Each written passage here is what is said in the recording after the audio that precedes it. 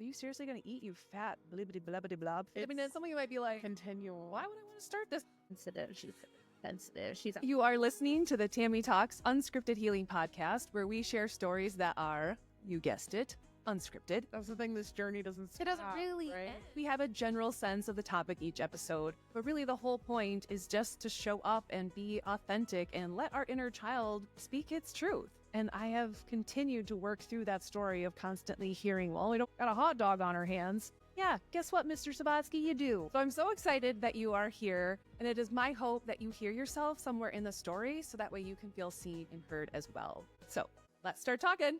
Welcome to the Tammy Talks Unscripted Healing Podcast. We are officially into year 2 after celebrating last week with my 3rd grade teacher. If you have not listened to that episode yet, please go back and listen to that one. I feel like everyone needs to hear that, whether you are a parent or a teacher or an educator, but we all went through middle school. And so this episode felt so healing for everyone's inner child to be able to hear from my 3rd grade teacher and how she loves and supports kids unconditionally. And if you didn't receive that in middle school, allow that episode to reparent you because it was so beautiful. And she dropped so many beautiful nuggets of wisdom that we can all use in our own life. And even in your career now to think of it, okay, maybe I don't have kids, or maybe my kids are grown, but I'm still working with a bunch of adults who also have an inner child. That episode could be very, very helpful. So anyway, I'm going to get right to this week's episode because I have a special guest on here, and I love this episode so much because I honestly had no idea where I was going to go because I knew about 2 things about my guest. I just knew I liked this guy's energy and I knew he had a story. And so I'm going to turn it over so you can hear it because it's pretty amazing. And there's a reason that him and I connected. Welcome, my guest, my friend Jason, who I met at the gym in the sauna. And I was telling him earlier, many times on this podcast, I have said, this is the most unscripted episode yet. Today is going to top it because all I know about you is I like your energy and I can tell you have a story. And couple of them probably. That's honestly, I don't know your story at all, but I just know you have one, and you can tell, again, just your energy and the way you are with people and the few conversations that we've had in the sauna. I'm like, this guy is my people, and I need to have a conversation with him. Yeah, it's interesting because like when I started at the gym, right, I'm new, and you can definitely tell like, by the 3rd day there is a core group of people that are here every day, and they all seem to like get along pretty good. And it's just like, well, I can feel that from that person because I didn't know anybody's names at the time, right? Yeah. You just kind of feel stuff, right? You see people smile and all that stuff, and it's like, And then I remember Don going, yeah, he'll be okay. We all got issues here. He'll fit right in. You'll fit. You're going, oh, that's cool. I'm going to fit in. All right. So yeah, it's been interesting so far. So meeting people and just feeling their energy and wanting to talk to people and just say hi. Some people you just naturally, and then some people are like, oh, not yet, or maybe not at all. Yeah. It's just kind of how it is, right? And when you feel energy from people, it's weird. It's not weird. It's just like, okay, what is that about? Yeah. Well, and it's interesting because I think we all do pick up on people's energy, but not everyone is dialed in and in tune with it and aware of it, because we all know you walk into the office and someone's in a bad mood. You feel that and you're like, oh, stay away from Betty this morning. Like, yeah. Yep. What you're talking about is a different level of that, where you're really sensing that and reading that, and you're kind of letting it help you navigate who you approach, who you don't, and just the kind of vibe they're giving off. So right. I'm very curious about, was this always this way for you, where you were so in tune with your own energy or with other people's, or did that just recently start? Well, I don't think so. I think when you go through things in life that maybe you don't plan for, right? Yeah. Or sometimes you do it yourself, or sometimes it's done to you. Yeah. And, whether it's a tragedy or a death or a bad business deal, or, just being at the wrong place at the wrong time. Yeah. It kind of forms, who you develop into. Absolutely. I think. And when you take risks and you go places maybe you're not supposed to, and you get out of it, I guess maybe I'm here for something else. And what is it? Yeah. And maybe who it's for? I don't know. This is going to be good. Because I put myself in harm's way sometimes just to see, not to push buttons or not to try to instigate things, but just to see what happens. We were up north one time, and it's right next to an Indian reservation. Okay. And the other guys wanted to go home, and I'm like, oh, I think I'm just going to go with these guys, or just hanging out, whatever. And then we ended up going to an Indian reservation up in Dana, Minnesota. And I was sitting in the bar, and it was like, wow, I'm the only white person here. This is interesting. Yeah. And then all of a sudden, it's like, what am I doing here? And all of a sudden, each side of me, somebody sits down and goes, what are you doing here? I go, buying shots. I took out all the money I had in my wallet, sat down on the bar, and go, oh, great. Well, let's have some. Oh. Kind of maybe saved me. I don't know. Yeah. Wow. Yeah. Ooh. Interesting. Even just in that moment to pick up on what's going down and to know what to say, what to do. Yeah. I could sense it was going to be coming, right? So it's like, okay, well, I'm not here to cause trouble. I just don't want to go to bed yet. You're right. You know what I mean? I'm not tired. So let's have some more and talk about stuff that we probably won't even remember in the morning. Yeah. Wow. Okay. So when did you start to feel some of these shifts happening where I get myself into a situation and I must be here for a reason? I had one of those moments as well.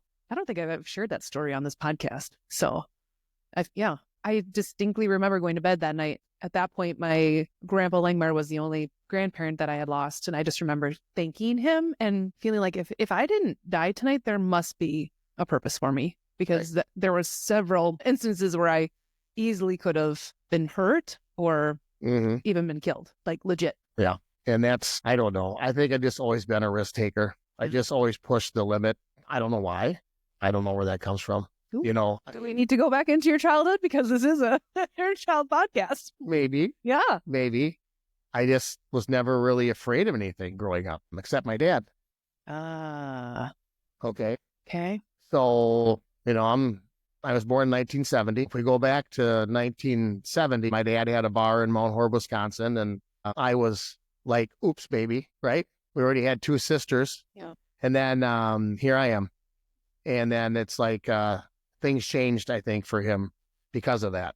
Now, I don't know if that's true. I've never asked the question. This is great, though, because right there is an example of how your own protected ego might have created this story around that. Again, whether or not that was true or that was just intuitive things that you picked up on. Like I said, I never even asked that question, but here I'm an adult now who still is carrying this. I was an oops. Like, what makes you think you were an oops? You had 2 older sisters and you. Well, they told you later, you know, and it's like, oops. 10 years later, he had a motorcycle and he was doing all these trips, and all of a sudden the bike isn't going as far as it's supposed to anymore. So maybe that's what, I don't know. He's still alive, and there's still a lot of questions I need to ask him, but it's funny when you know the question that you're going to ask somebody and you know the answer and you can prepare yourself for that, but then when it comes right out of their mouth, it totally changes. Yeah. We live in a world of knowing everything. Yeah. Do we need to know that? Do we need to know everything that's going on everywhere with everybody and everything? Or are we better protected when we didn't have a cell phone that told us everything and we were just playing around outside on the merry-go-round and just being a kid? Right. Right. And some of those things, especially from an inner child perspective, is I don't necessarily think people need to know all of the things or all of the answers. It is about being able to give your inner child what you needed. It's up to you. Most people are never going to get that emotional need met from that parent, from that caregiver. True healing comes from when we give it to ourselves. And so you may find that, oh, maybe I'd get peace if I asked him these questions and he gave me the answer that I wanted. But what if he doesn't? Am I going to be able to release that? And that's part of healing is, do I have enough peace within myself to be able to ask the question and have no expectations of the response I'm going to get it back? It's not going to impact my peace, but maybe it's just having that conversation alone. But it's hard to detach. Right. And he worked all the time because he had to, right? Mom stayed home with the kids. Thank God. We were raised with a beautiful mother. My dad's awesome too. It's just that we didn't really do much together because he worked all the time. And it wasn't like, I'm off now. You want to go fishing? Yeah. It was like, oh, you want to go cut some wood? No. Right. Oh, what I want to do, Dad. I mean, just what I remember, right? And I remember too, one time we were down in Black Earth. We were fishing. And of course, I didn't listen. I still don't listen. Anyway, don't get too close to the creek. Yeah. Don't get too close. You're going to fall in. Sure shit. I'm in the water. And I don't know how to swim. And I'm looking up, and his buddy, Ron, was sitting there right next to him. And I could see those two looking at each other. I'm going, so Ron jumps in and saves me. Ooh. And I'm like, tough love? I get it now. Really didn't get it back then. No. And now your inner child in that moment, like, oh, I tested whether or not you really cared about me and loved me. And guess what? You didn't jump in. Now I got all the validation that I needed, that I'm actually not that important to you and that you don't care. That's what ego will do. Whereas your dad in that moment could have had of his own shit come up. Maybe he froze. Maybe his ego froze in that moment. Like, I don't actually know how to make that jump and go in there and save my freaking son. So, but again, your ego could have easily told you that story on the flip side of, Right. oh, guess that's why he doesn't care. And, the benefit of my dad is he was kicked out of the house at 12. Go work on the farm with your uncle. He was number 6 of 8, maybe 4 of 8. Anyway, a lot of kids. Yeah. And, back then, stern German, just so it was. So does he know how to show it? Nope, probably not. And you can't blame somebody for not showing it. But what it's really hard is when you have so much of it and you're trying to just show them. Yeah. And they go, they don't know how to receive it. Right. They just. Which makes total sense. As total sense. 12-year-old. And this is why I love when people validate their story and share their story, because now that's so healing for your inner child to be like, wait a second, that actually wasn't that he didn't love me. He just didn't even know how to receive love himself, because as a 12-year-old boy, he had to shut it down. His ego had to build some massive walls to protect him. He wasn't shown love or nurturing. How the heck is he supposed to then show that to me? So his way of trying to show it to you may be like, hey, let's go cut some wood. Exactly. Right. And I didn't get that. Right. It's not the way that you receive it. So as a kid, you're like, no, right. That's not what I want to do with you, Dad. When he's like, this is what I got. Right. I mean, because we worked, I worked at the bar. I could serve lunch and mop the floors and clean and do all that. But it's like, okay, now that we worked, now let's go have some fun. Yeah. Oh, we can't have fun? Maybe that's why I always look to have fun now. Well, I would. That needs to do it. Why do you take it off? Sorry. This is why I felt so drawn to you, because I was going to say, because you very much have the energy of your inner child. And it is that playful, fun spirit that I was drawn to. So I was absolutely going to say that, but 100%, that's why. That's got to be it. Wow. We just figured that out. That's cool. Yeah. Boom. Wow. Yes. 100%. And I see that so often, and it can go either way, right? Some people that had to work and be an adult child, basically, either they still don't know how to have fun as an adult, or they seek it out. And it's a big part of who they are because they didn't have that experience to just be a kid and to just have fun. Yeah. And I think it was on episode 2, I was referring to a woman that I had worked with, and brilliant woman. She was CEO of this company, and she would plan all the fun for other people. But she's like, I don't think I actually know how to have fun myself. Wow. She legit didn't know how to just relax and have fun, because she felt like, I need to make sure everyone else is having fun. Right. So she went the other extreme. You are at this extreme where, like, I'm seeking this out. I'm going to make sure I have fun and bring joy. And you bring that joy and you bring that out in other people. And that's why I was like, this guy's got to be on the podcast. And it goes back to being entertainment. I love to entertain people, right? And I don't like to be entertained.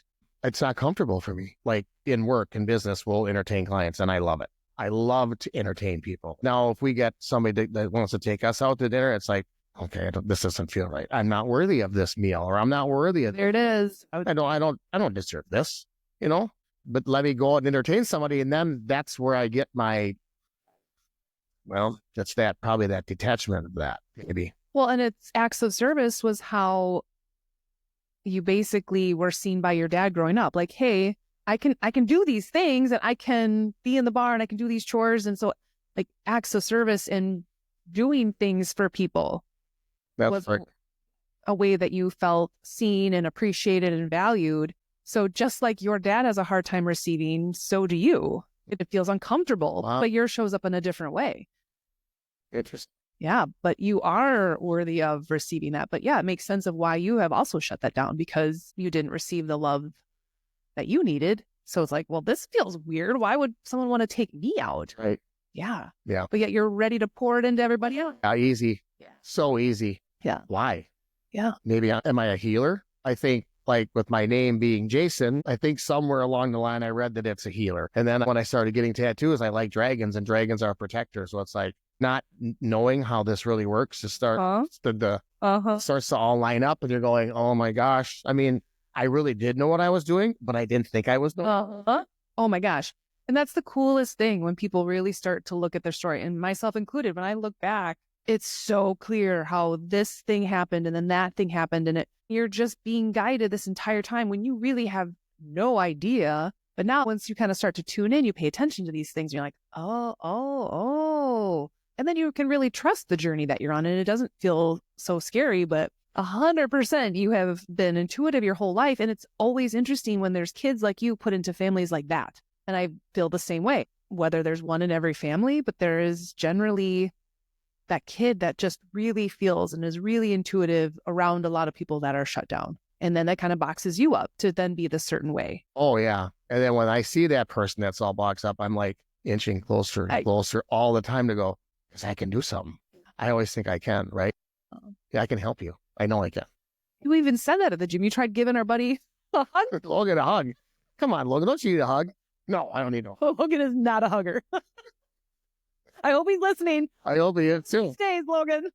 I did get a picture of him outside though, and he had a really nice smile. So that's pretty funny. He did. And we captured the essence of him because he talks down on himself a lot. Yep. Which I tell you, your inner child does not approve of.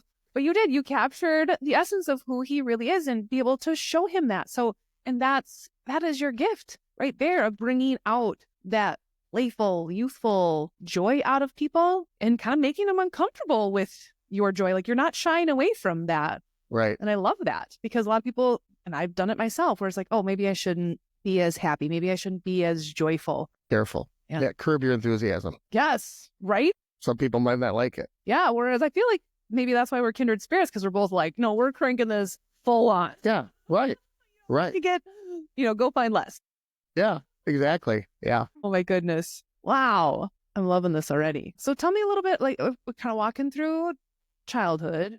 So childhood was good, right? I mean, nothing wrong. Right. Other than as a fat kid growing up, I got picked on a lot. So, that lasted till about 8th grade. Yeah. When I was just like, I just need to lose some weight, right? And I don't know really what I changed, but maybe I just, from like 8th grade to being a freshman, your body changes and you outgrow. Yeah. And maybe it's just a process of growing out of it, right? I lost weight before I started high school. So I was like 135, I think, when I started high school. And I was 185 when I graduated. And then I grew, right? Of course, and maybe just being more active. I don't know. But then where we grew up, I asked for it though, too. I was always not a smart ass, but I was just always pushing people. So, having to run home from the school bus. I mean, sometimes I could make it, sometimes I couldn't, I'm curious, so going back even a little bit further, though, when you talk about being a chunky kid, do you feel like food was a way to kind of fill a void of not getting those emotional needs met? Oh, I'm sure it was. Well, and that's oftentimes what it is for kids, because we don't have these emotional tools and we don't understand what's going on. And why is there this disconnect between me and my dad? Because again, you sense that there's this much love there, but he's only giving you or showing you this much. And as a kid, that's really confusing. And so we tried to fill that void, and the easiest and most accessible thing is food. Yep. And so again, for any parents listening, that's a concern with your kids, looking at that. Are they feeling seen? Are they feeling heard? Are they feeling like I have to look a certain way in order to receive your love? Well, I'm never going to be perfect, so I might as well go the other extreme. There's so many reasons why our kids control with food and they go the other way. So there's a lot when kids struggle with weight in their childhood. Like that, to me, is let's go check on those emotional needs, because there might be something missing there and they're trying to fill that void with something. Right.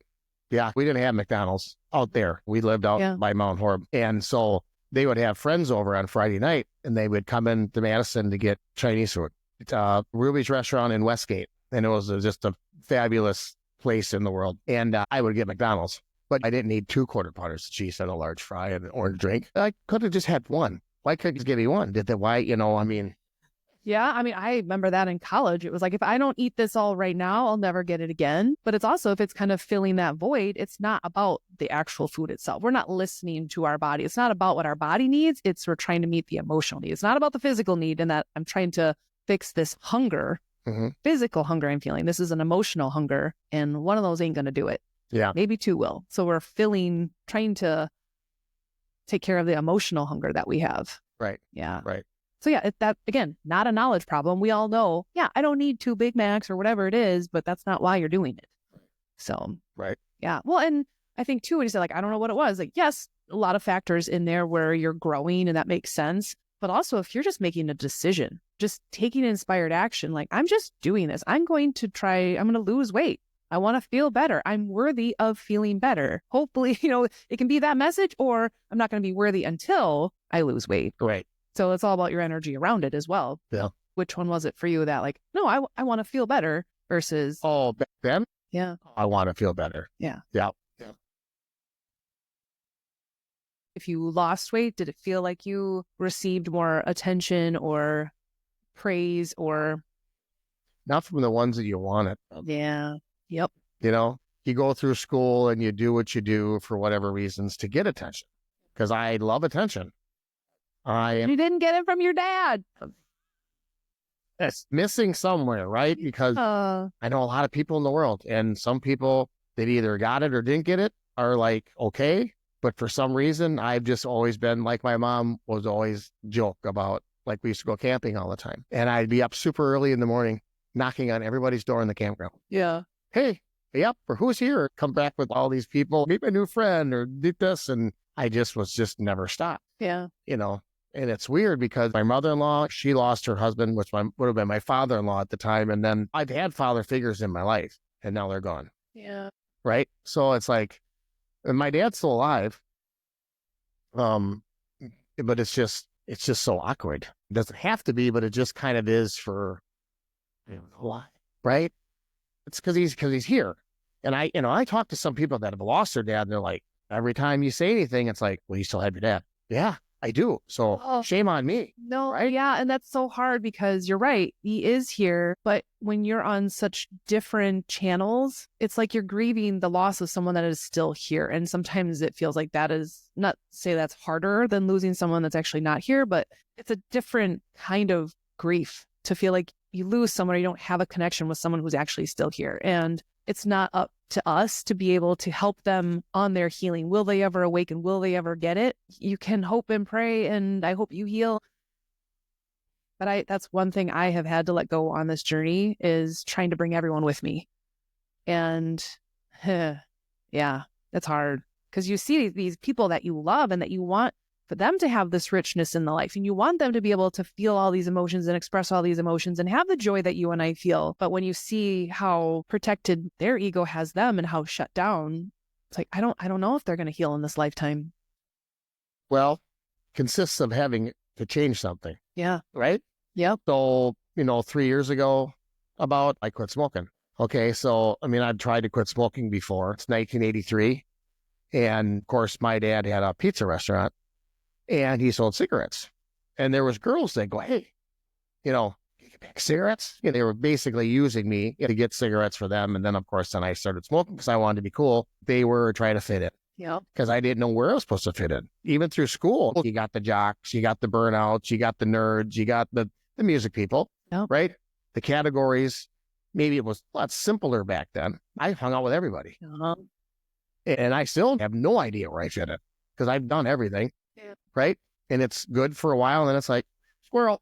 Then it's like, I'm on to the next thing or I'm on this thing. So it's awful to smoke, but the stuff you go through, like the physical is easy, right? Yeah. The mental part. Yep. In anything in life, it doesn't matter what it is. It always comes down to that mental part of life that just messes with you the most, that gets like nervous, just blah, blah. Well, you rip the Band-Aid off. Smoking was a Band-Aid. Well, if I smoke, I can numb these feelings. I don't have to think about these things. I can numb, I can check out. But when you rip that Band-Aid off, it's like, oh shit, what am I going to do now when I'm triggered? I can't just grab a cigarette. I have to sit in why I'm triggered. I have to sit in these emotions. Ugh. Yeah. That's why food for me, and I can't escape foods. And it's much easier now. But back in the day, I have a master's degree in nutrition. I knew better. I paid a lot of money to know better. But it didn't matter. When I was triggered, I was back to binge eating. And so... What would trigger it? well, now knowing this, I didn't know then, but it was any time those emotional needs weren't getting met. If I wasn't feeling seen, if I wasn't feeling heard, it was truly when I was abandoning myself. And that was my people pleasing oftentimes. So anytime I would say yes, when I really intuitively knew I wanted to say no, that was a form of abandonment. Like, and that hurt my inner child the most. Like, really, Tammy, you're going to leave me too? That kind of thing. And so it's like, ooh, you're not going to feel your feelings? So it's weird how people are, right? Why is it if when we're triggered something bad, we do something even badder, or we go to the bad thing? We don't go, oh, this is bad, I'm going to go to church, or I'm going to go lift weights, or I'm going to go walk, or I'm going to go smell some roses. Or I'm going to put bad on top. 100%. And I've done that. That is ego. And that's where I talk about ego a lot, and it gets this bad rep. But really, when you start to think of it as it is trying to protect your inner child with the best of intentions. But when you're like, what? You thought binge eating was a better idea? But it's like, hey, that's all I had as a kid. That's all I knew. That's all you had access to. And so smoking, like, hey, that got you the girls. It thought it was doing you a good thing. Right. And so it's so interesting when you can see it from that perspective. It takes the blame and the shame and the guilt away from you, because now you can see it's like, it was just trying to protect me from those feelings this whole time. Because it didn't trust us to be able to sit in it. And that's where we have to keep showing up intentionally, be like, no, I need to sit in this feeling. I need to process these emotions. I don't need you to swoop in and numb it. And that goes with drugs, alcohol. It doesn't matter what it is. It's a vice of something. Yeah. Right. Yeah. Then you do too much of it, then you get addicted to something else. Yeah. Well, and oftentimes too, those tendencies can start in childhood when you had to learn to self-soothe, when you didn't have that emotional support. Like, you come home from school from a bad day and no one's there to help you through that. You have to learn to self-soothe. And that can start to turn into coping strategies that maybe aren't the healthiest, because we weren't taught. Hey, actually, on the episode from last week with my teacher, she talked about this happiness list and having kids go to that versus the self-sabotage. But it's ingrained in so many of us to go to that default of the self-sabotage. Why? I didn't learn that. I mean, they didn't tell me that on my cell phone when I was in 1976. I didn't have one. Right. But you witnessed it. That's conditioning. That's what you saw when you think about the people you were around, your family. Were they going towards the happiness list, or were they also drinking and smoking? And oh, yeah, big time. Right. So that's just what you knew. Ego's like, I know this is all I got access to, so we'll just... Yeah, both parents smoked, and we had a bar. So, I mean, we always had alcohol in the house. And it is Wisconsin, unfortunately. Right. You're kind of a victim of your habitat. You can be. Can be. Absolutely. Yeah. Can be. Well, they always say genetics load the gun, but your environment pulls the trigger. So... Interesting. Yeah, I actually wrote a thesis on that. Wow. On childhood obesity, because it was just that. Like, yeah, certainly kids can have that genetic predisposition, even with mental health or all of those things, but that loaded the gun. But what was it that pulled the trigger? And that is the environment. That is the lack of emotional support. Because you could put two kids in an environment, and one that actually had emotional support versus one that didn't, their outcome is probably going to look very different. Mm-hmm. Do you think that's what's going on now in the world? Do you think it's worse now than it ever has been? In some ways, but I feel like there's hope that people are starting to talk about this stuff more. And maybe it's that younger generation. They don't want to numb it anymore. They're going to therapy. They're asking those questions. They don't want to repeat the cycle. I think it's kind of our generation where we're just like, whoa. Right. Realizing, we're getting into those later parts of our years. What the hell have we been doing? And some of us are starting to wake up and be like, I do not want the rest of my life to look like this. Just being on autopilot and sabotaging myself and my goals and my health, and like, whoa. But not everybody's there yet. Well, and growing up, rub some dirt on it, you'll be just fine. Exactly. So we were supposed to hide your emotions or don't act like that. Well, why? Right. I mean, this is how I want to act. Why can't I act like this? My body, my mind. I mean, I want to act like this. Right. Because it makes them uncomfortable because they don't know how to process their emotions. So they got to shut you down when you're like, I'm totally comfortable feeling like it. Nope. Right. It's because of their discomfort. What was that one song? I've worked with a lot of people in the music industry and in bands and stuff. Oh, what's her name from Evanescence, the band Evanescence? Yes, I can't. Don't try to fix me. I'm not broken. Yeah. What was her name? I can't think of it either, but I was obsessed with Evanescence back in the day. Now it all makes sense. Now it does. That should be my first clue.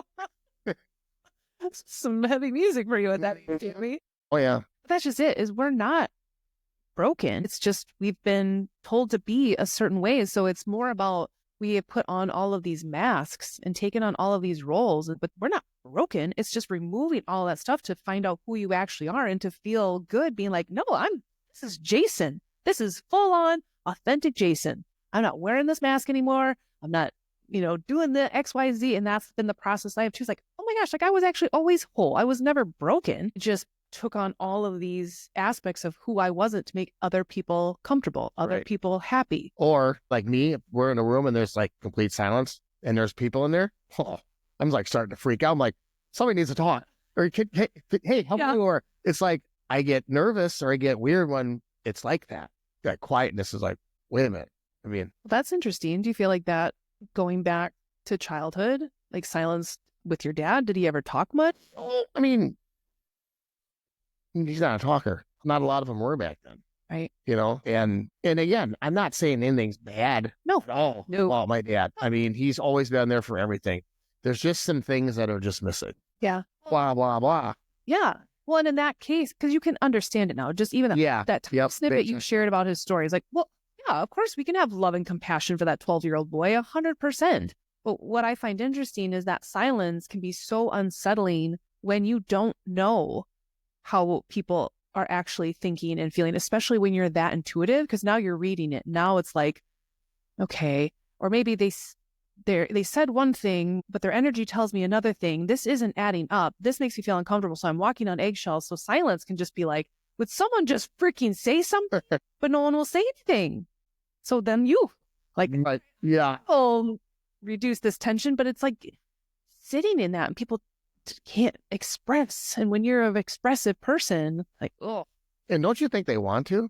100%. Because they'll deep down, yes. Everybody does. Everybody does. So that's what I think. Because I just think that a lot of people are sad or a lot of people just are lost and you can just watch them. It's just like we walk like dead people who haven't even died yet. Yeah. Ooh. And there's a lot of them. They're everywhere. And it's sad. It's sad. It's like, and I can sense that. Yep. And it's like, why do I got to sense this? They call that an empath. Okay, why? I mean, love, buddy. That's why we bonded empaths. We know each other. I mean, my niece just told me that, and I'm like, what is that? Because all those big words, whatever. Yeah. But it's just like, God, I've been feeling like that my whole life. I run toward, the happiness is great too. Yeah. When I see people, right? It's like, okay, cool. They got good energy, but it's like the sad ones draw me more. Well, and that's interesting because I know this about you, my own intuitive abilities, is it feels like you are someone who transmutes. And a lot of empaths do just naturally, but you help transmute energy. So you see someone negative, when they leave you, do they not generally feel better? You are just naturally filtering energy for people. And that's why they're drawn to you. But that's why you also have to really protect yourself and your energy. Otherwise, you start to take all of that on. And that's when life gets heavy for you. Like, whoa. Yeah. Like last week, all week, I'm just like, what is wrong? Yeah. I'm not doing anything different. Yeah. I'm not eating anything different. Why do I just feel like I call my niece and she's like, well, you're awakening. Of course, we went to Disturbed and Seven Dust and 3 Days Grace, and I worked with all those guys. I worked with Disturbed. We brought them to town, the first people to bring them to town. Oh, cool. And, that whole show was stand up and sing every song and just go through everything for all those years. She's like, you're just shot from the show. Well, and not just the energy you put out singing and dancing yourself, but when you're in a big crowd like that and you're an empath, guess what? You feel all that. And that's why I have a hard time being in big crowds now. And I've talked about hating water parks on here for that reason. I've come to terms with it, but I'm much more aware of that now. And I actually told myself, I went to a concert with my sister last fall and I was like, I'm not a big concert person. And it was because of that. I didn't realize that was why. It was because you're around all that energy. And a lot of times, even though it can be high vibrational because there's music, sometimes it's low vibrational stuff because people are drinking and they're smoking and whatever, or they're people that aren't really feeling their feelings most of the time. And this is the one time so there's just a lot of heavy energy in some of those places like that. So that makes 100,000% sense that you felt energetically bogged down, but it can start to feel physical. Like, oh my gosh, like it just takes a toll on you. But that's where people like you and I, we have to intentionally clear that. And I will literally like not eat sugar. Get rid of it. Yep, or just like sweep, or like when people are in the shower and just clean any of those attachments, just fall away, because otherwise, yeah, you will carry that around with you. Interesting. I'm loving this. That's the stuff. I'm loving this. Yeah. So what are some other stories that you've gotten yourself into situations where it was kind of a aha moment, or you look back now like, ooh, that was God's direction or redirection or a message for me? Well, I was in a motorcycle club for a while. Yeah. And we got invited to another motorcycle club, and we never should have went, because just to have a little understanding of the motorcycle clubs and how they work in Wisconsin is there's 7 clubs called the Big 7, and then there's these 2 other clubs that commingle with all these other 7 that you're okay if you just hang here, but once you start associating with one of the other 2, it's they don't like that. Okay. So we went down to a place and we were invited, and they were having a fundraiser for their clubhouse. And we went and we wore our cuts and we were down there and everything was going good. And, I'm meeting people that I've read about in books and not so good. Uh-huh. And it was very scary. And, there were some altercations and nothing bad happened. Obviously, I'm still alive. But the next morning, I get a call, and it's like the other club knows we were there. So, you should probably do whatever you got to do to protect yourself. And I'm like, oh, interesting. So, it was pretty hairy for a while, but, maybe it was a lot of intimidation. But yeah, those days are over. Yeah. I got out. Well, and that's so interesting too. You talked about even fitting in as a kid to be in this group. And how did I even get myself into this situation? Well, I wanted to be a part of something. I wanted to fit in. I thought I found my people. When really, maybe it wasn't the right choice. I mean, it was for a while. I mean, I had a lot of fun, right? But it's just that, like you said, it's trying to figure out where you fit in. Yeah. And I feel like I do everywhere I go, but then all of a sudden it's just like, squirrel. Or I don't have patience, but I get bored easy. Yeah. And maybe that's what it is. Well, and I see this too is, I think as you heal and as you evolve, you kind of think of like you're dialing up your frequency, and you almost start to like dial yourself out of certain social groups, certain friend groups, or whatever it is, or even careers or relationships. You're just kind of vibrating out of that, where it's like, okay, like I served my purpose here. I came and did what I need to do. I helped transmute some energy over here. Time to move on. Yep. And again, when you're kind of sent on that spiritual mission, you're not always meant to stay. Like, do your work and move on. Yeah. I got a purpose for you. Because there's other things you have to do, and you don't even know what they are yet. Uh-huh. But there is. Yeah. Okay, this one's weird. Yeah. It is very strange. Wow. My out was music growing up. Yep. And I can remember being so angry listening to Metallica. Kill 'Em All was their first album. And then Ride the Lightning was their second. And, we had a Cadillac 4-door. And my sister, moved up to Clintonville, Wisconsin. So there's a journey there. Yeah. And of course, we would go up to see her, and then, she had a baby, right? So then we would go more. And I just remember being in the backseat of that Cadillac just with my little tape deck, right? And just, yeah, the little Walkman, that's what they were called, right? The Walkman with the cassette in it, right? People are like, what is that? Oh my God. And everyone listening here is like, we know. That's our demographic here. And just being in the back, just being upset. Yeah. About having to go up there. But it's funny too. It's like, wow. She's the one that gave me the album. So she came home with Kiss Alive 2, 1978, 1977. And she's like, oh, here, my friend Kim gave me this album. She's like, I don't like Kiss. Here, take it. And I'm like, they had all these characters on here and the makeup and everything. And I fell in love with Kiss. And then it went from Kiss to Motley Crue. And then it just started me down that angry, not angry, but that power. I don't know what it is. There's something with that guitar and that drum, and it just hooked me. Yeah. So thoughts on that? Yeah. And that took me away with everything. And what's funny, that's a whole another story, because that got me into the music business, and I worked with every single band that came through Madison for the next 10 years. Wow. And we had a lot of bands stay at the house and get ready, and then they go to the show. And yeah. I love this, because again, this is one of those things where if you take it back, like breadcrumb it back, that outlet for you as a kid, which probably was a way for you to express some anger and rage that you weren't able to process because that wasn't safe. Right. Don't be too happy, right? Because let's don't be too joyful. Right. But also don't express anger or rage either. So if you're taught to box that up, an outlet to feel that is sometimes through music. Yeah. And that's why weightlifting for me, like that's a great channel for me to get anger. There's many times I've flipped a tire and people walk by like, who pissed you off?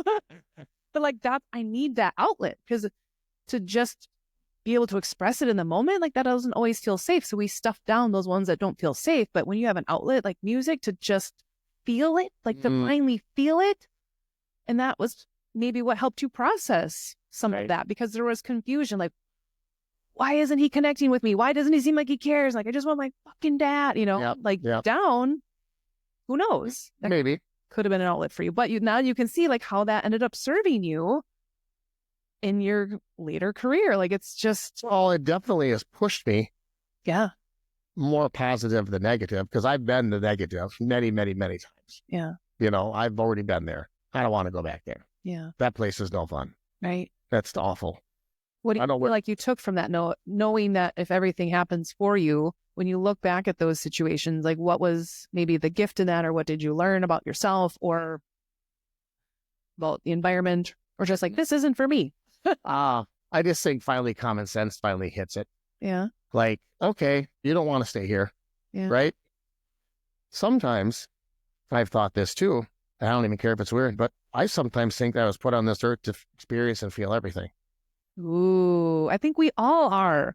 And you're just one of the few that's actually doing it. Maybe. Whoa. I don't know. If I'm back on this podcast and be like, remember what, Jason? I don't know. Lately I've been thinking about that. Like, why me? Right? Yeah. I mean, I'm not mad. I'm not set. Like, hey, pick somebody else, whoever it is, or what it is, or what outside force, right? So there's a lot of them. I was just telling someone today, I don't remember who it was, but like, why can't you just sometimes just be the steady Eddie? You and I? What? No, I don't think so. I don't know, but oh my gosh, I did have this conversation with someone about being normal. God, wouldn't that be great? I know. It was about kind of this eclipse energy coming in right now, and that if you are sensitive to energy, I mean, not even just like with the moon phases and the eclipse, but just in general, like you have to learn how to ride those waves and to be able to ebb and flow with it and to know how to protect yourself and all of those things. And that's what I said. I'm like, man, I just wonder what it would be like to just be steady Eddie, just feel the same way every single day, not take on all like, oh. Yeah. Sometimes it would feel nice. Sometimes I wonder, right? Right. Because it's just such an up and down roller coaster. It is. I mean, my mom's even called me a hurricane. Yeah. Oh, I'm sure people on here like, Tammy is a hot mess in friend. Like my Brandy manager, when we were working together, she's like, yeah, I learned to start watching your stories, like my Instagram stories before we met, just to know what kind of mood I was in, because I just feel everything. I feel the range of emotion and I show it. I'm not afraid to show it when I'm exuberant and happy and joyful and dancing on my paddleboard. And I'm not afraid to show when I'm curled up in the fetal position crying either. But everyone's like, I'm not showing that. But like everyone is doing that, or they're suppressing it. Yep. Suppressing. That's just it. When you come to terms with who you are, and I hate to say don't care. Yeah, it's not that. It kind of is like when you just really don't care what anybody thinks about you, you kind of free yourself. You really. And it's really light. It's really like airy feeling, and like you're on cloud nine. Yeah. And then everybody really thinks there's something wrong with you. What drugs is he on now? 100%. That question before at the gym too. Like, what are you on this morning? I'm like, I'm just high on life. Like, yeah, right. I am naturally high right now, and it's amazing. Yeah. I mean, because the other stuff works, but it doesn't take. But isn't that a reason why people use that? Is because they truly want to feel that. But when we actually realize, like, hey, when you remove all of these masks and all of these expectations and all of these shoulds, that you could just naturally feel that way. And that we just sometimes need help, and we want that escape when really that is supposed to be our reality. But that is not the reality many people live in. Right. But I think that's why, like, you and I are supposed to be this light to show people you can actually be this happy and joyful, but you can also feel the other feelings too and know how to move through them. So you can come back to that natural state of joy, that natural state of unconditional love. But for a lot of people, that is not their default. It is truly their default, but it doesn't feel like that. It's, nope, I feel safe when I'm just angry all the time. I feel safe when I'm miserable all the time. I feel Right. Safe. That's content. Yeah, content and safe. I can deal with this. I know how to deal with this. I know how to navigate through this. Right. The other stuff is like uncharted waters, and Yeah.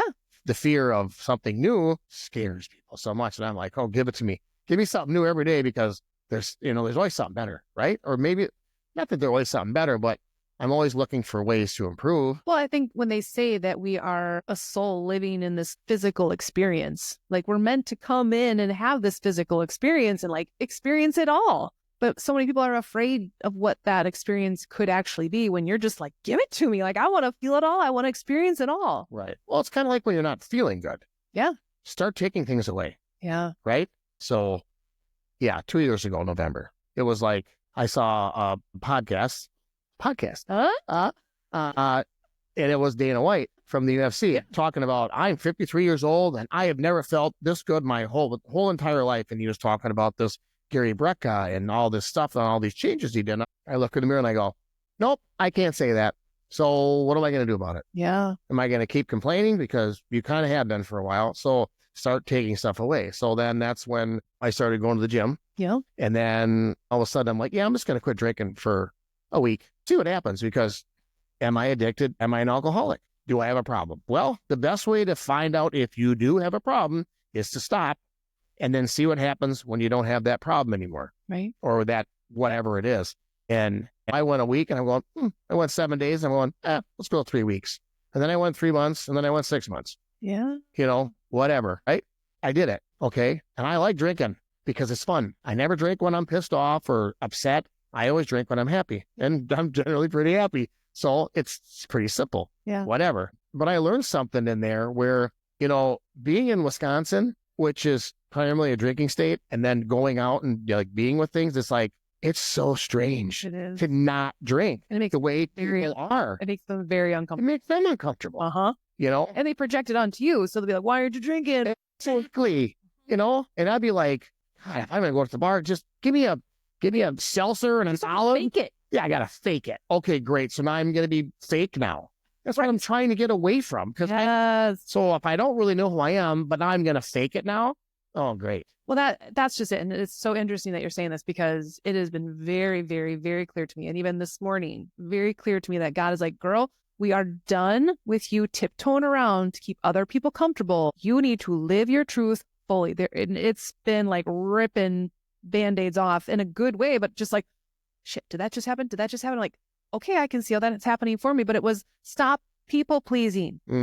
Let people sit in their own discomfort. It is not up to you to make them feel comfortable. Let them sit in their own emotion.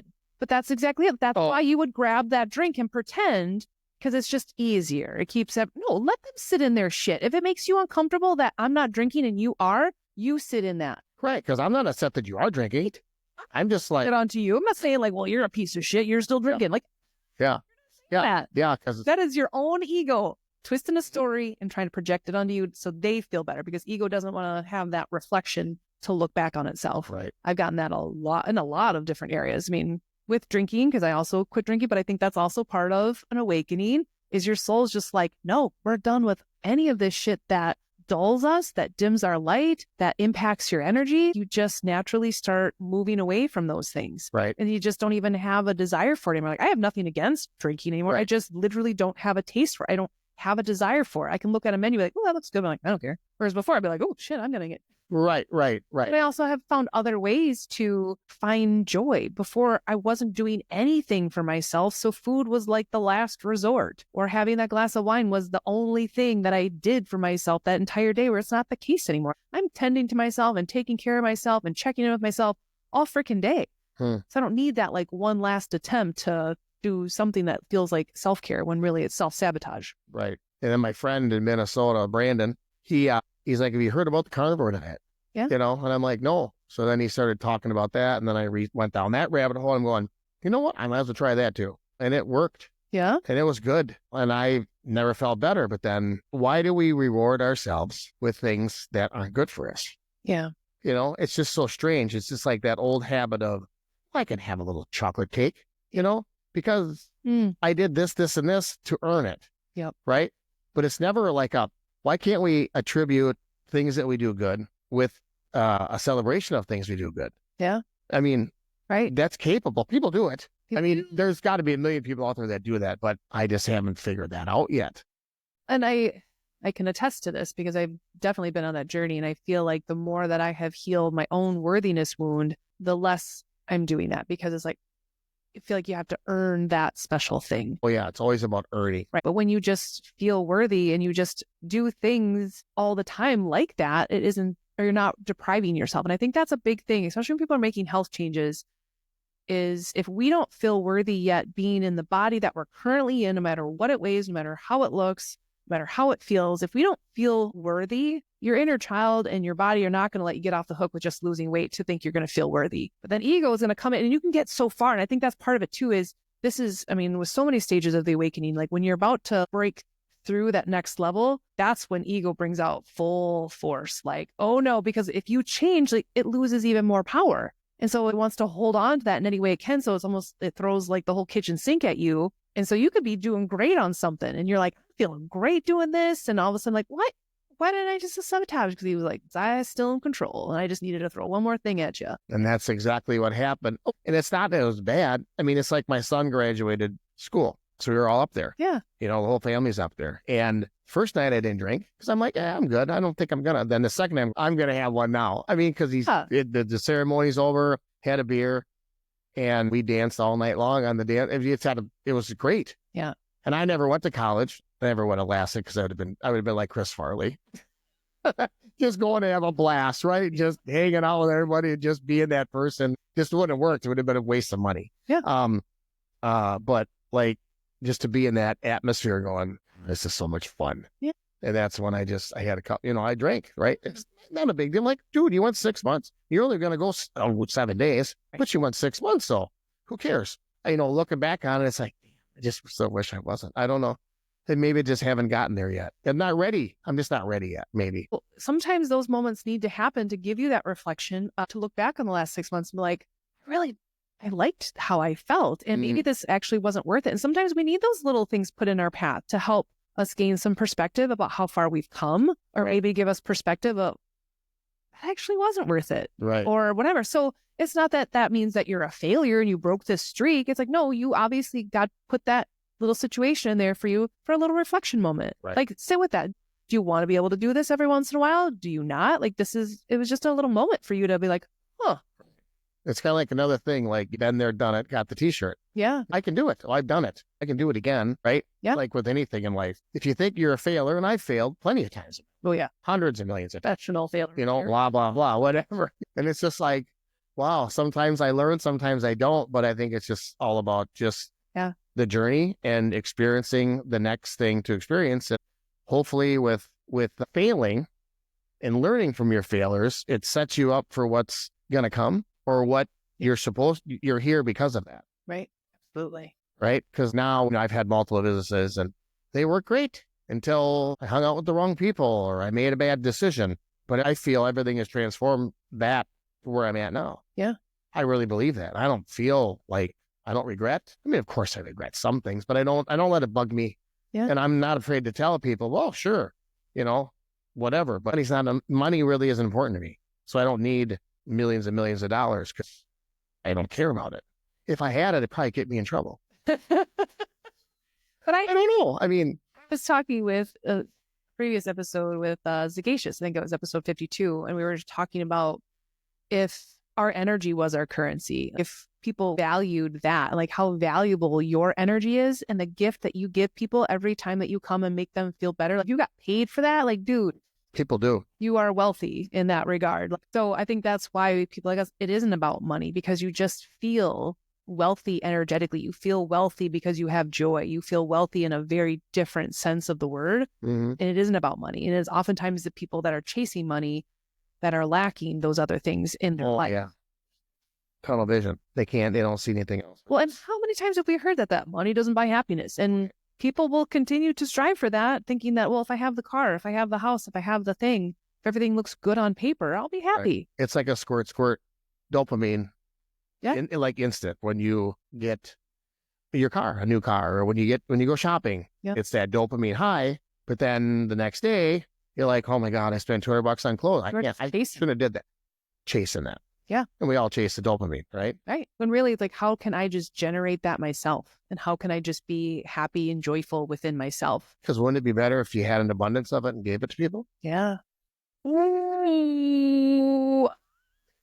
No, yeah, it's going to be the thumbnail. Well, I mean, could be, right? That's just it. I've talked about that a million times on this podcast of the overflow. Like when you are pouring into yourself, that overflow goes out into everybody else. And you can absolutely feel that with you when you go through the gym. Like it's just, your joy just exudes out and it blesses everyone that you talk to. Reggie. Yeah. Reggie. I mean, I'm just like, wow. Yeah. That's pretty amazing. Yeah. I get, just to see him is like, okay. Yeah. And I've told my dad too, because my dad's like, I'm too old for knee surgery or this. I'm like, there's a guy at the gym that's your age and he's working out with weights, free weights. He's going to be 82. He's going to be 82 years old. Yeah. Dad, go get your knee done. You're 82, but still, don't tell me you can't. Right. He's doing it. How come? Is he special? See, maybe he's a superhero. Well, you might be. He actually did dress up as a superhero with me one Halloween. Yeah. Oh, then he is. See? Sure, like we actually were walking out of the gym today and we were talking about like we're just like these kindred spirits and we just have this like cool bond. Oh yeah. Yeah. There's a lot of them there. But you're right. Just making that decision, ego makes a million excuses for why people aren't doing the things that would make them feel good. Yeah. And that it truly, in my opinion, it comes down to a very deep worthiness wound for a lot of people that we're just not worthy of feeling good. We're not worthy of X, Y, and Z. Like, no, you are. But the fear of actually finding out that we're not is too great. So I'm just going to stay over here. And there's a whole episode on staying in what we call our comfort zone, which is actually very uncomfortable because people aren't healthy. They're not feeling good. They're miserable at their job, but it's their comfort zone. Yep. But it's very, very uncomfortable. Wow. Fun. I'm excited to see what's in store for you. We're really, like, truly what God and the universe have planned for you, because I think it's so cool with your background, because it's easy to stereotype people, right? With your tattoos and stuff and think you're this like big tough guy. I am. No, I'm not. But just to like literally just opening people's minds, and that we don't have to live in this box. We don't have to think a certain way. We don't have to feel a certain way. Yeah. And it's like you sense a lot of these kids today that just, what do they really have? Right. Because like back in the day, we had to go to a music store. Yeah. Right. We went to a movie, the drive-thru. We attributed what we had to do to get what we wanted with a journey, and now everything's just on your phone. Right. So all the experiences of human contact and being in places they don't have that. Right. Right. They just don't have that. They don't have all. It's just stuff that exists in a phone. So it's all right here. Right. Yeah. And they don't have the hanging out at a music store and just going through the records and just, well, this cover looks cool, or just who's playing. I don't know. Let's just go. Like my kids would be like, I don't know who that is. You don't have to know. Let's just go and check it out. If we're there and it sucks, well, then we're done. Big deal. But go find out. Yeah. Right. Right. Go get me back into that just general sense of curiosity and imagination. I'm a good imagination. But you're right. Honestly, like something our phone has kind of denied us of is because you're curious about something, like you just, boom, there it is. Right. Before you went. A song like, whoop, there is a song called that.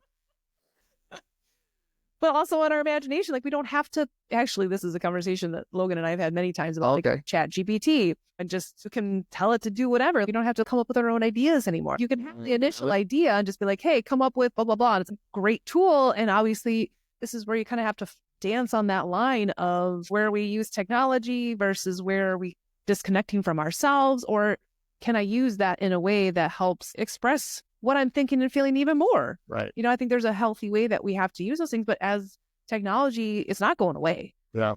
And so I think it's important for us, though, to not forget, get outside and get your feet in the grass. It's great that we have these tools and things, but if we get so disconnected from ourselves and our soul, no amount of technology, no amount of things is going to fuel our soul. Right. It's going to be a void. Yeah. Right. Yeah. And then you kind of get to the end of your day or the end of your life and you're like, what the hell was that for? Like, what did I even do? I do not want that regret. Me neither. Yeah. I'm working on it, though, to not have it. Right. Yeah. Yeah. Well, this is so cool. The find someone else like going on their own little spiritual journey and awakening. And it's pretty cool when you find someone else that gets it, asking those questions and is curious about that journey. Yeah. Because I think we should always be thinking that we're evolving, right? Absolutely. I don't ever want to stop learning. I don't ever want to stop being curious about why I'm here and what is my purpose. And in my journey as well, when you talk about your job, like my career has been like, whoa, but I thought for sure it was supposed to be this, but now I'm here doing a podcast. Like what? And like, sure. I was a dietitian and I spent a lot of money to get that degree and that certification and all of those things. I'm like, I just don't feel called to write meal plans anymore. Like I want to get into why you think you need one to fix the worthiness. Well, like it's just a very different, like, oh, I'm here. Like I'm supposed to have a mic. What? Yeah. So like you're kind of like on the Casey Beans pass. Yeah. I mean, maybe, right? I mean, I don't know. I'm just like, I'm here for the ride. Yeah. You just tell me where to go, what to do, and I will. But that's hard because then you have to surrender what it is like, oh, but I paid all that money for that degree and I should really be using it. And sometimes you just do a lot of work and it doesn't work out. Yeah. I can see how it absolutely opened doors for me and it gave me this foundation. And so like I can absolutely have appreciation for that part of my journey, but I also need to be able to let it go to a certain extent and not create my identity around, no, you're a dietitian. You're an RD. That's what you have to be like. No. Yeah. Not. Right. You just haven't found it yet, or maybe you have. I feel like my purpose now is to be getting out and spreading these messages and helping wake people up like you and sharing stories like this. So now your audience can be like, whoa, what's going on with him? And just get them thinking, hopefully lighting right. light bulbs and everything. They're like, what? Just waking people up. Yeah. Helping them see. Yeah. Helping them see. And that's where we need people like you shining the light. Be like, okay, we woke them up. And now to see like, whoa, why is he so happy? And then start asking questions like, no one. Yeah. And that's why people are drawn to you. So I've always been been that way. Like I've never was a jealous person, right? I've always been like, how did they get to do that? Or, you hang around that person and you figure it out. And then it's like, okay, I can do that. Well, we can all do whatever we want. Nobody's better than anybody else. You just got to just do it. Right.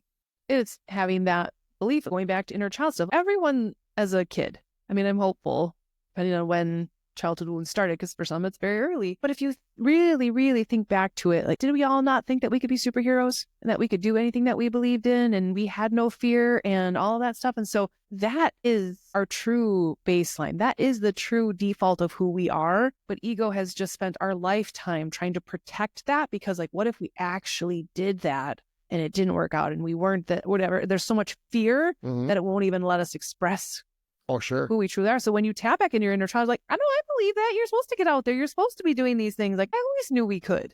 Right. And it's just helping people remember. I think that's what we're helping people do is remember. Yep. Yeah. Because everybody remembers. I mean, everybody has it, like maybe it's way over here or it's back here. And then if you can stimulate it, you can really bring people out of their shit. Yeah. And it's those little moments where they get triggered. If you can help them understand, like, that wasn't about Betty at work making that comment.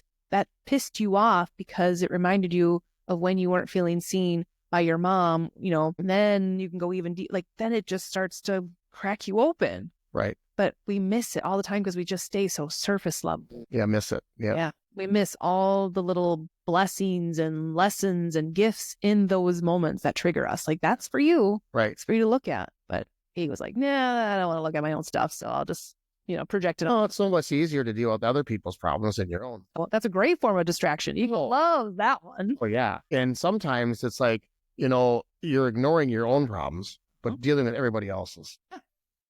Classic avoidance. And it looks like I'm doing a lot of things and I'm taking care of a lot of people. So I'm meeting that need of feeling like the caregiver. Meanwhile, you're abandoning yourself. And that's where inner child's like, hell no. Right. Or it's like, well, maybe sometimes people do it on purpose too, because they can't deal with shit. 100%. Right. Right. You're absolutely right. I think a lot of people do it unconsciously, but there are certainly people that.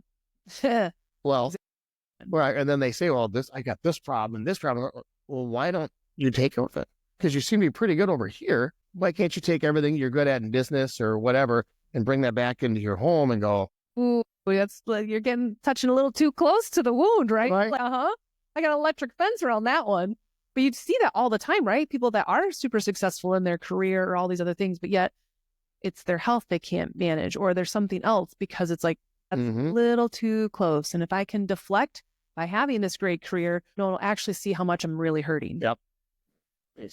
That's probably for another episode. Yeah. Stay tuned for episode 2. I'll be on for 3 weeks now. I'm just kidding. Love that this is truly the first episode going into the second year. I feel honored. Yeah. Appreciate it. Well, I knew the divine timing would all work out when you were supposed to be on. And Well, good. yeah, this has been fun. Thank you. I would absolutely, as you continue on this journey, love and you're going to be able to pick up on those stories and noticing the shifts that you need to make in order to keep going on your journey, because you can't let all this other stuff bog you down. Last week happened to show you that, whoa, buddy, you can't take on other people's stuff. Otherwise you see what it does to you. And that's when you are that person for so many people, you feel this responsibility to be that person. It's I can't, because then I empty my own cup and then I don't have anything left. And if that's what happened to you last week, oh shit, I got to make sure. That's crazy. That's exactly what happened. Yeah. Now you look back on it. Right. Now you got the nuggets. Now you can oh, thank you for letting that happen, because now I can be much more intentional about protecting my own energy, not taking on other people's stuff, so I can be letting the overflow. Right.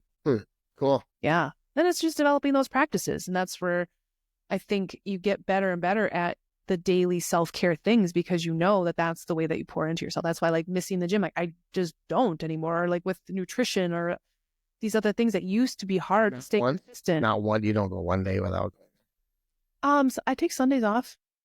Yeah. Okay. I know enough. I say that, and I go there mostly now because how it helps me clear my energy. It's not about the fear of getting fat and that kind of stuff anymore. It was for me before. It was punishment for what I ate, all of those things in the past.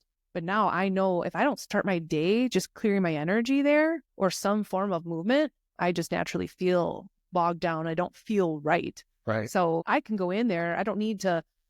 It drives them crazy that I don't have a workout plan. I'm not trying to hit certain numbers, because I need to go in and I just need to be there. I need to clear my energy. What I get out of it is what I get out of it. So it's kind of like your identity, right? So people talk about identity, and some people have it, some people are looking for it, and some people chase it, right? And that Matthew McConaughey, yeah. He's got a thing out there on YouTube, and it's about identity. Yeah. And it's 9 minutes. And my wife, Amy, has worked out every single day. Yeah. It doesn't matter where we are. If we're who you are here or here, she's got to get on the treadmill, and it just bugged me. It always bugged me. But then it's I listen to this identity thing, and it's so I'm pissed off at her because it's her identity. That's stupid. That's really stupid. And because it's not a bad identity, right? Because you can be mad at, maybe you can't be mad at that. It's somebody's identity. So it doesn't fit your schedule. Right. So that's why you're pissed off. Were you working out? Nope. You could have got up there and walked right next to her. The mirror right there. It was a reflection of what you weren't doing. Right. And they don't have that level of consistency. I think there's a lot to that, and why people, if it's a part of your identity, or again, is it coming from a wounded place or a healed place? For many years, for me, it was not. Oh, wounded for me, for sure. Yeah. Oh, yeah, big time. And for her dad died. And her dad walked and walked and walked and walked. So she feels close to him when she does it. So that's why she does it. And it's just and she's told me that a million times probably, and I'm just not listening. I'm not hearing that. I'm hearing we're on vacation and let's go get a cocktail and let's sit down and relax, which we can later when the exercise is over. Oh, that's totally me. Yep. Perfect sync. Yep. Let her fill her cup. Yep. Let her check the box, and then. Because I'm there now too, because I've changed my identity, and I'm changing my identity, and I have no idea where it's going. Oh, that's fun though. I think it is too, because it's all about the journeys. Getting to a place is okay, now what? Now what? But that constant journey is and wherever it goes. That's. I sent a good friend of mine, she's been on the podcast a few times, a picture that showed up in my Google Photos of us 4 years ago. And she's like, who are those two women? I don't even recognize them. And they're really same. We don't look the same. Again, when you say a picture worth 1,000 words, our energy is just different. It's fascinating. I'm not the same person I was a month ago. Yeah. When you think about how you take all of these lessons and all of these things, it's just happening so fast. And the more that I embrace change and evolving, the faster it's coming. Like, whoa. Yeah. So it's kind of fun. It's kind of cool. Like you're on this little roller coaster. I Right. want to be the same person I was. Yeah. And I think when we start to embrace that, I think God and the universe are like, okay, giddy up. Well, and it's like, did I really like that person? Yeah. When did I like that person? Did I like that when I was 40? Did I like when I was 30? Yeah. I mean, there's times that you can look back and there's a lot of joy, but there's a lot of pain going with that joy too, which was always substances and stuff like that to cope with. Either I feel really good, but God, if I take this, I'm going to feel any better. I mean, I'm going to feel even better, and it's minimal work. Yeah. It's easy. Oh, Well, I think going back to when you mentioned that with Dana White, as we age, we've been conditioned to think it gets worse and that we feel worse, and we don't have to. we don't It have doesn't to. be that. Like It's going to be twice as hard, but you don't have to. right. And I'll tell people like, I feel better now at 42. I would never go back to 32 or 22 or any of that, like any of those years. Like I feel the best now. For some reason, it's getting easier, feels better. I feel like it's because of that awakening. I mean, you just start to change on a cellular level. I can't make this up. Right. And when you start to embrace that, like, oh, that's a little side benefit. Is that just naturally cellular, like DNA starts to shift and change? Like, yeah, we have that kind of power and that ability when you embrace it. But if you stay stuck and stagnant and not evolving and not moving, Right. That's when the sickness rolls in. yeah, not processing your emotions, because your body's like, I have taken on years of processing your shit. Guess what? That anger is showing up as cancer, or this is showing up as this now. And that's true, right? Yeah. I mean, you can form that or deform it. Yeah. With this and moving and just and looking and paying attention and going, oh, Yeah. There's a sign. There's something. Yeah. Learn how to feel your feelings, and you can, I like safely say, cure most things in your own body. Your body is your own healer. We are our own healers. You are absolutely a healer. You have acknowledged it. And there's something different about everyone is a healer, but many people will, again, like you said, how did you say that? They're walking around dead and they're not even dead yet. Oh, we walk like dead people who haven't died yet. Yeah. And I stole that from 3 Days Grace, by the way. That was in their new song that came up. You should say that. What's funny about the 3 Days Grace thing is that Adam was their original singer, and he removed himself from the band because he needed to check himself into a clinic to get sober. Yeah. So then he got sober, and they invited him back. So now it's the two singers, but the new song there's a lot of that, and the song is called Mayday, and it's like we're going down, but not today. Ooh. I mean, there's a lot of good stuff in there, and there's a lot of good stuff in those lyrics that, these band people have. And a lot of it, like the heavy stuff, people would just consider it just gibberish and garbage and stuff. But you see basketball people, you see sports people we all have issues, right? We all have maybe mental problems, but like in sports, you see it more. But like I worked with a lot of people, a lot of bands that were really messed up here. But then when you got them on stage and you got them in their core with their people and it came out, it's magical. I love that you said that, because when they finally are like feeling their feelings, they're tapped into their gifts, tapped into their inner child, magic, beautiful art. Yep. Same thing with sports. Like they're just channeling that. They're operating in their gifts. They're channeling all of that feeling, that emotion, that aggression, and they're putting it into their gift and sharing it. Right. It's the message. Yeah. And I think a lot of music people are messengers. Oh, 100%. True messengers. It's like straight up lyrics of like, that was meant for you and your soul. Like, you wrote that song for me, didn't you? Huh? You wrote that song about me. How did you know? Oh my God. Oh yeah. I love that you said that, because when you have that thought, like, yeah, that was for you. You heard that, it popped up for that reason. And I think people just dismiss that stuff sometimes. Like, no, really take that in as that was a sign for you. That was a gift for you. That was a breadcrumb for you. Mm-hmm. Something resonates like that, notice it. Yeah. Notice it. Yeah. Whether it's a lyric in a song or a bird flying by or whatever it is, Right. That stuff is all around us. Yeah. Yeah. Well, and I love that you are just so accepting of what's happening and so curious about what's happening. And I think this is such a powerful message, because I feel like it's going to be happening for more and more people. And if they can feel like, oh, I'm not going crazy, I'm just waking up. Right. Yeah. They'd approach it a little differently. Because sometimes it can make you, like, oh, yeah. This can't be real. Yeah. Really? Right. And you might feel like you're going crazy or you're having a breakdown. No, you're having a freaking breakthrough of the freaking matrix and the shit that's not been serving us. And we've been programmed to believe. Right, because it's kind of like the old 96er rule, right? You're driving down the road and you look in your mirror and you see a big semi come out behind you. 96 times you think that semi is going to run you over, but the other 4, it's just going to pass you. Yeah. So it's hard. It's to translate from how you felt, how you feel, to being, I feel an inch taller, or to get out of that mode of what you're used to. Yeah. And what you're used to isn't really, it's not even you. It's I don't even know what it is. It's just there, whatever. So then when you're just like, nope, it's going to go right by me, or I can speed up, or I can just pull over and let it by me, right? There's ways to once you sense it coming, because, when things are going really good, you're just waiting for that crash. Yeah. Right. Oh, yeah. And how to deal with it. Yeah. Because it's like, It's been the pattern. there was another lyric too, another song lyric that had to deal with that emotion, right? Everything goes to lyrics. Yeah. I love that. It's Yeah. what I grew up with and what I was accustomed forever. It's like, oh yeah, I get that, or yeah, but it doesn't have to be. Right.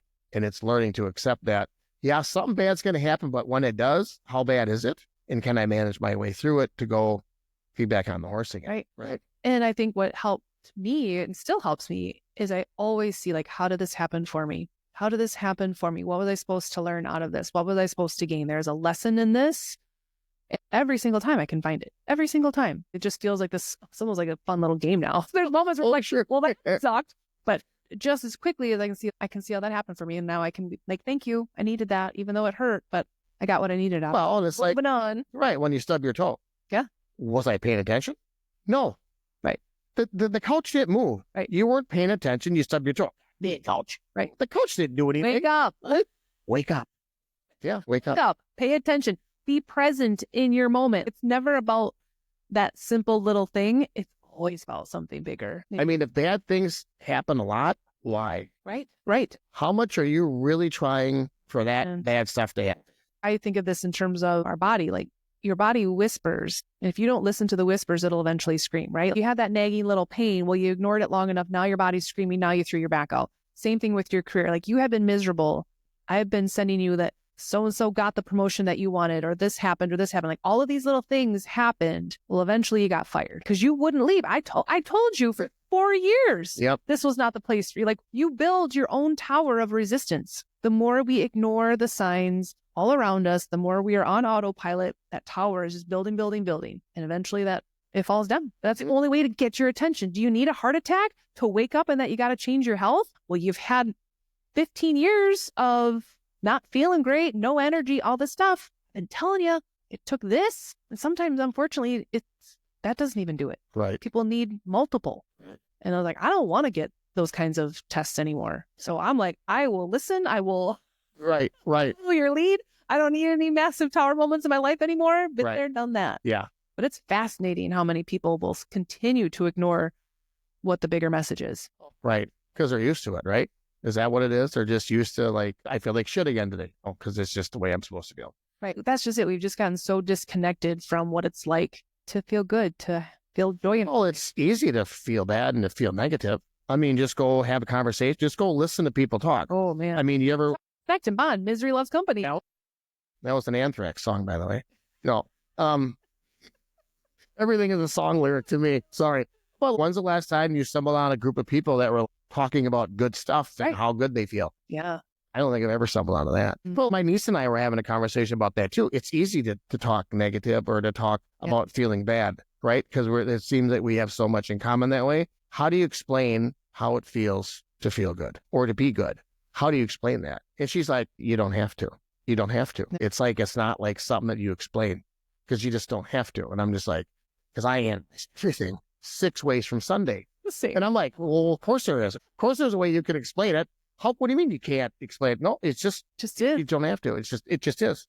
Right. And people, again, can actually pick up on energy, whether they're really in tune with it or not. Like, people know, like, you're a joyful guy. People know that about me. Your energy speaks for yourself. And so you don't have to explain that. People just know that that's... But you've had to go through some shit to find that again. Same with me. Yeah. Yep. But like, it was always in there. You just kind of needed to remove the stuff that was dulling that. Oh, dealing with the shit in the ways that I've dealt with it in the past are not the way to deal with it. Right. Self-medication is not the way to deal with your problems. It seems to be at the time, Oh yeah. but it's not, right? So you go, you figure out, well, the what is it? The least resistance to the path, or whatever's easier, Right. whatever's easier to deal with the pain. Yep. Or whatever it is. Okay. That's technically how people go to what's easier. Right. I feel like that path is actually so much windier and is actually going to take longer, or you might not ever get there because it's so windy. Whereas if you're actually just be like, you know what, I'm going to do the hard thing because that's going to be a more direct line to actually get to the wound. But if I keep doing this, man. It's not pure. Yeah. That just takes you in a whole nother direction. Right. It makes you and gives you all these, it gives you more thoughts on top of your thoughts. Right. Because they're not real. Just dive, just go in. Yeah. Yeah. Mhm. And that's where, again, people like us are kind of light the way, because it's not necessarily have to be a scary path and this whole like dark night, but you're dealing with some shit. Well, it can't be. It's not worse than what it was. Well, right. Because you know what it was. Right. And that's not good. Yeah. That's really not good. So why do you go back? It's almost like abusive people, or used to, or a lot of things. You're used to that. So you go back. Yeah. Right. You try to get out, but then you're just so used to this. Right. Where it's just so normal. Well, and that goes all the way back to childhood stuff where it's like, well, that's what I was conditioned. That's what love felt like. That was my parent. That was supposed to love me. And that's how they showed love. And that's what I'm used to. And it's a lot of deconditioning, deprogramming, and realizing like, hold up, I was worthy of so much more than that. I was worthy of being seen. I was worthy of love in the way that I needed it. All of a sudden, you're like, oh, all of a sudden you see that other stuff. Like, what was I doing? What was I settling? But yeah. And I've been in situations like that before. Like, oh, I was settling for breadcrumbs or whatever. Oh, hell no. No. Mm-hmm. But I had to learn that the hard way. Right. Yeah. And sometimes we need those lessons. But yep, exactly. Oh, man, this is fun. Thank you. Good. I had no idea where this is going to go, but me neither. I love it. I will absolutely have more conversations with you on here because people need to hear this message, and people like you to be able to share that, because if people think about like spiritual journeys, I think everyone kind of goes to, oh, you look like some hippie, you got armpit hair or whatever. Exactly. And they need to know, like, no, they look like you and I. Yep. And so it can be like a badass in the gym. You can have tats up your sleeve, but you're going through this journey and you're finding out who you truly are. And now by doing that, just naturally helping other people do the same. Correct. Yeah. Yep. Awesome. Thank you. Oh, I'm so glad I found my little soul tribe, right, brother. Very good. Me too. Yeah. Oh, well, wait, before we... Yep. What's a little Jason nugget you can leave the people with? It's better to be dead and cool than alive and uncool. Ah. No, I'm just kidding.